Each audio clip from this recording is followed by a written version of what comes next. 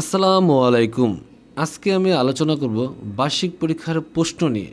শ্রেণী নার্সারি, বিষয় ইসলাম ধর্ম। আমরা এই প্রশ্নের উপরেই বাচ্চাদের লিখতে দেব, যার কারণে আমরা এখানে নাম এবং রোল নম্বর লেখার জন্য বক্স তৈরি করে দিয়েছি। প্রশ্নের শুরুতে 1 নম্বরে দিয়েছি শব্দ গঠন লিখো। এখানে আমরা আরবি হরফগুলো দিয়েছি, এর থেকে শব্দ তৈরি করতে হবে। এরপরে আমরা 2 নম্বরে দিয়েছি শূন্যস্থান পূরণ করো।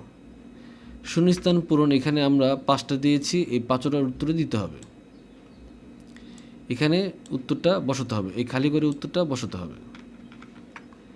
এরপরে আমরা 3 নম্বরে দিয়েছি সঠিক উত্তরে টিক চিহ্ন দাও। এখানে আমরা 5টা প্রশ্ন দিয়েছি, অর্থাৎ 5টা সঠিক উত্তরে টিক চিহ্ন দেওয়ার জন্য দিয়েছি। এখান থেকে যে কোনো একটিতে টিক চিহ্ন দেবো, যেটা সঠিক সেটাতে টিক চিহ্ন দেবে। এরপরে আমরা 4 নম্বরে দিয়েছি আরবি সংখ্যা লেখো। এখানে আমরা আরবিতে 1 থেকে 10 পর্যন্ত দিয়ে দিয়েছি। এই আরবিতে সংখ্যাগুলো এখানে বক্সে, নির্ধারিত বক্সে লিখতে হবে। 5 নম্বরে দিয়েছি প্রশ্নের উত্তর লিখো। আমরা এখানে প্রশ্ন দিয়েছি 2টি। ক, মহানবী সাল্লাল্লাহু আলাইহি ওয়াসাল্লাম এর মাতার নাম কি? খ, কি তুলে দোয়া চাই। আমরা এখানে নির্ধারিত 2টা বক্স দিয়ে দিয়েছি, এই বক্সের মধ্যে লিখতে হবে।